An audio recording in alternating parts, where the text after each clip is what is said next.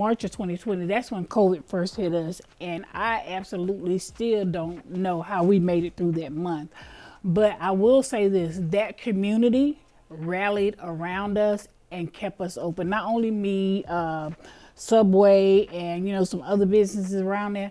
I literally had customers coming in saying, hey, what can we do to kind of help? What do we need to do to keep you going? Welcome to the Southside Show, your local news and information source for Atlanta's South Side. Welcome to the Southside Show. I'm your host, R.D. Jones III. The Southside Show will introduce you to the talented individuals, visionary leaders, innovative entrepreneurs, and game changers that make a Southside strong. Today's guest is Fredericka Jones, owner and operator of Sandtown Pub here in Atlanta, Georgia. Welcome, Fredricka. How are you doing? I'm doing great, Artie. How are you today? I'm doing fantastic. Thank you for joining us on the Southside Show. Thank you for having me. All right. Okay. Well, for our Southside Show guests who may not know you, are you from the South Side of Atlanta, or are you from the Atlanta area? I am not from Atlanta. I was born and raised in Greenville, South Carolina, and I moved to Atlanta in 1996 when the Olympics came in. My daughter came here, and we just never left. Wow, 1996. 96, yes. That was a very pivotal time for the Atlanta metro area. Before, Atlanta was, of course, somewhat the black mecca, but at the same time, it was not really known. But then when the Olympics was here, everything started to pop off. Yeah, it was crazy. Yes, yes. So what attracted you here to the Atlanta metro area in the first place for you and your daughter to move? So we came to the Olympics and we were going to a swimming event, and at the time all the swimming events were out in Clayton County. We knew nothing about Clayton County. And we were downtown, and I ran into this man. At the time I did not know it was Jose Williams that I was talking to. Wow. Did not know that. Talking to him, and he's giving me directions, but he's not telling me the name of no streets. Go down there, make a left, turn right, get to that stop sign. I'm like, sir, I never know where I'm going. So we just drove around, and I started seeing all of these black people with their own businesses and how they were congregating together. And I was like, this is where I really need to be. Okay. Yeah. All right.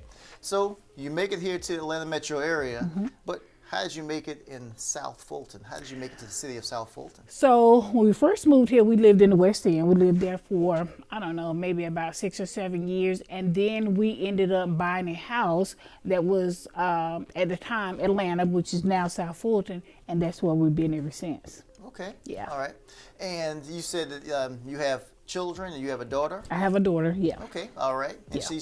she's here in the Atlanta metro area? She's here in Atlanta. She works with me in the business. She is now 29 years old. Okay. When we first moved here, she was 3 years old, so now she's 29. Okay. Yeah. Well, I guess you are an entrepreneur, you're a business owner, you've been a business owner for some time now. Was that always your pursuit, your goal? Who influenced you to get into business for yourself? So when I was young, my dad had a liquor house. So in my A liquor house. Now, was this a legal liquor house? in my hometown, it was not legal, but each one of I have 2 brothers and 2 sisters, and we each had to go kind of help out in the house. And I liked it because my dad was always talking to people. Everybody knew him. He was always helping people. And my dad had one of the best catfish sandwiches in our hometown. Right. So that was like my pretty much my introduction to entrepreneurship. Okay. Yeah. All right. So, so you said that your siblings all worked in the business. Yeah. Your dad was pretty successful at it. Very successful, yeah. A liquor house. Yes. Okay. Very All successful, right. yeah.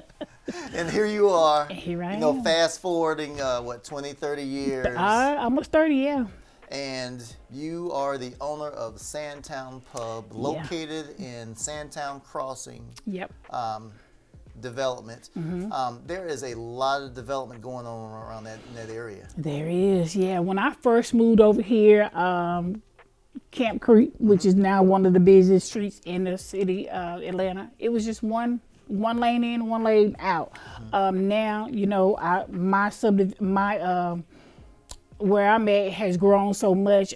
We just got a Publix added back there, and nobody knows it's 2 years now. It doesn't seem like it. Just got a Popeyes, and we've got some other businesses, so it's growing. It's truly, truly growing. So, Fredericka, why did you choose the South Side? Why did you choose, South Fulton to locate your business? Because I'm quite sure that you had the opportunity to be able to locate anywhere in the Atlanta metro area? Yeah, so when I first decided to do my business, I had someone come to me and they was like, hey, I have a building in Buckhead, turnkey, all you gotta do is sign the papers, walk in. I was like, no, I really want to stay around my people. So that's why I decided to open up and just stay on the south side. And I also live in that community too, so. Right. So I know that, like you said, you've been up and operating now for 10 years. I know the last 3 have been pretty tough, given COVID and everything. Talk to our Southside Show guests about some of the obstacles and how were you able to overcome those obstacles, and if you were able to overcome them. So one of the things I will tell people is that in 2020, March of 2020, that's when COVID first hit us, and I absolutely still don't know how we made it through that month. But I will say this, that community rallied around us and kept us open. Not only me, Subway, and some other businesses around there. I literally had customers coming in saying, hey, what can we do to kind of help? What do we need to do to keep you going? Because it was like just that bad because, people wasn't coming out. So when we went through COVID, it really wasn't a really strain for me because the community rallied around me. I can remember one of my customers coming in saying, hey, can you take your food truck down there and I want you to feed some people for me and I'm going to pay you. That was income coming in. So the community really, really rallied around me and made sure I stayed open. Okay. Now, Sandtown Pub, that's another interesting fact. You have a food truck also. Yes. Okay. So what does Sandtown Pub offer? So we have American food. Okay. We have the best wings. The best wings on the south side. We also and we want some here. Next time you show up, we want some wings here. We're definitely gonna bring y'all some wings. Don't worry about that. I got y'all covered. But we have seafood, salads. We do some vegan options. We do brunch on the weekends. So we offer nothing but American food. We do some entertainment, like when Super Bowl is over. On Monday, we'll start doing our jazz nights. On Monday nights, we do karaoke on Wednesday. On Friday and Saturdays, we bring in the old school DJs, and they play till like 12:30. So we try to do other things when it's not a peak season for sports. But yeah, we do a lot. Okay, great. And what would someone have to do to be able to have your food truck to cater or provide, food for their event? So just go on our website, sandtownpub.com, book it, leave the information about your date, how many people, location, and then we'll call you back and we'll get everything together for you. Okay.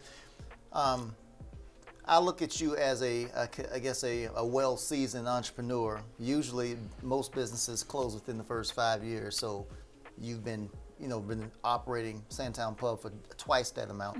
What is some advice that you would like to give an aspiring entrepreneur that wants to open a restaurant? Okay, make sure this is what you really want to do. Every day is not going to be a good day. You're going to have some downtime. You're going to have some hard times. But just make sure this is what you want to do and make sure you're dedicated. One of the biggest mistakes that a lot of entrepreneurs make, restaurants, boutiques, whatever, they'll open a business and then they'll hire somebody to run it and then they'll walk away and they'll take their hands off of it. Now, this being my 10th year, I have decided to work on my business instead of in my business. And it's really hard for me to pull myself out of it, but I've kind of dedicated myself to, okay, I'm going to be in the store 3 days a week. I'm going to be in the store 4 days a week. But you really have to put your plan together and learn to work your plan. And you got to know what's changing. Like, we're getting ready to get a new POS system. I would have never changed my POS system, but I went around to different restaurants, shopping and looking at different things, talking to owners, talking to managers, talking to employees, saying, okay, how do you like this? Does it do this? Does it? And with times of growing and moving, you have to change with the time. So just make sure that it is something that you really want to do, you want to dedicate yourself to, and the money's gonna come. Right. So yeah. And how many hours per week do you put in there? Well, starting out versus where you are right now. So in the beginning, it was open to close 7 days a week. Like literally open to close. That's got to burn you out. Yeah. And I have people that have been with me that long, and they will tell you, yes, she used to be here at 7 o'clock in the morning. We didn't open until 11, but I'm getting inventory done. I'm making sure we have everything we need. I'm making sure everything is running right. Now it might be anywhere between 30 and 40, which is kind of a normal work week, but yeah. Okay. And how are you looking at any particular expansion in the future, opening up another location in another city or expanding in any way? So I would love to have a fleet of food trucks. And what I would like to do is take people, young people that want to open up a business that is not ready for a brick and mortar, and kind of have them run a food truck and eventually have them buy the food trucks. That's my goal. But to do another location right now, unless I can buy the building, no, I wouldn't want to do it. Yeah. Yeah, that's definitely taking on a great deal when you're looking at another bricks and mortar location. Yeah. Yeah. And, you and I were just talking earlier. You told me that you had a busy day, that you had to go back and start interviewing people. Yes. Have you been hit as hard as other businesses as far as being able to find people that want to work? Yeah, and for me, because I know that restaurant work is really hard, it's hard for me because we're not on the bus line. I'll have people come in, they'll say, oh, I want to work, I can catch Uber, but then their Uber starts to add up. I just lost 2 cooks because they was paying like $60 just to get to work. And that's a lot of money. So with me, I'm not on the bus line, so I have to make sure that I get people from the community. I'm investing back into my community, and I try to get people that have been doing this for a while. They pretty much know what they have to do. There's not a lot of training that I have to do with them. So yeah, that's what I try to do to keep people working. Okay. I was going to ask you what are some of the negatives to, I guess, doing business where you're at, but I guess the bus line is very, very important. Yeah, for me, it's just the bus line because we get a lot of support from not only the neighborhood, we get a lot of support from the business on Fulton Industrial, everybody in the Sandtown crossing, we try to support each other. So that's pretty much the only negative thing, is just we're not on the bus line. Okay. And just recently, you were voted in as the new chairperson for the South Fulton Convention and Visitors Bureau. So congratulations. Thank you. Okay. Thank you. And would you like to expound a little more on the Convention and Visitors Bureau for those individuals who may not know what that's all about? So believe it or not, I'm still learning. I call you and be like, okay, what's this? But I like it because I'm learning what makes a city great. How do you get people to come to your city? Because I'm always wondering, how does Atlanta get all these great conventions and all this stuff? Now I'm learning this stuff, and I'm learning firsthand. So I'm excited about the position. I'm happy about the position, and I hope I do a great job at it. I really do. Well, I think you will. If you put 25% of the effort that you put into your business into being the CVB chairman, you'll do an excellent job. Thank you.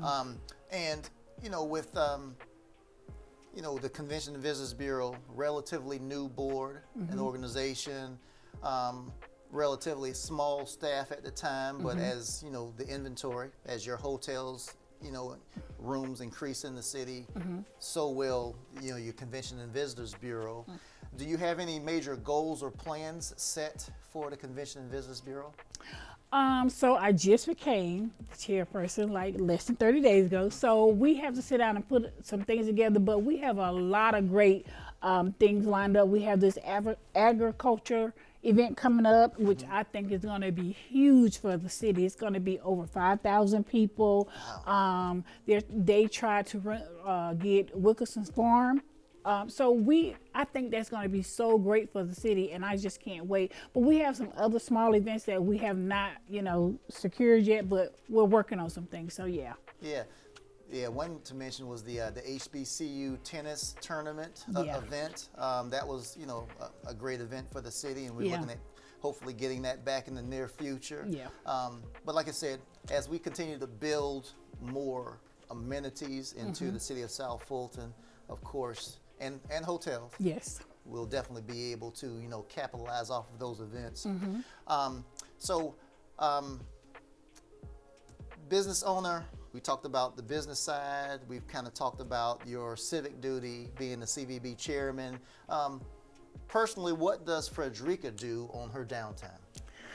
I'm a big Netflix fan. I've been watching, and this doesn't come on Netflix. It comes on another, I think Hulu or something. It's called Yellowstone. Oh, I am so invested into that. Oh, I've watched a couple of episodes. I'm about to go out and buy me some boots and a cowboy hat. Like, I'm so invested in that. And like, if I see something, I'll be like, well, I don't. Then I have to go back and look at it. But I'm a big TV watcher. I love watching TV. I like watching food shows.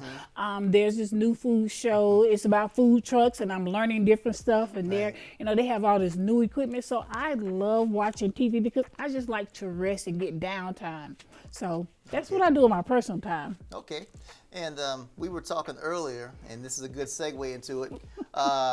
Bar Rescue. Yes. You guys were on Bar Rescue. We were. Believe it or not, and don't think of me as a bad parent, but my 10-year-old and I will watch episode after episode of Bar Rescue because we like, how, just the interaction and how bars are kind of turned. But tell us about that. Was that good for your business? So it was great for the business, but I always tell people it's kind of like a gift and a curse because, you're on TV. You're all over. And like, I didn't even know it was shown in Canada and like different countries. I didn't even think about all that. But it's kind of a gift and a curse. But I will tell you the thing about it. We did it December 2021 is when we shot it. We closed for 8 days and we shot it. And when I tell you, there's a lot of work that go into that.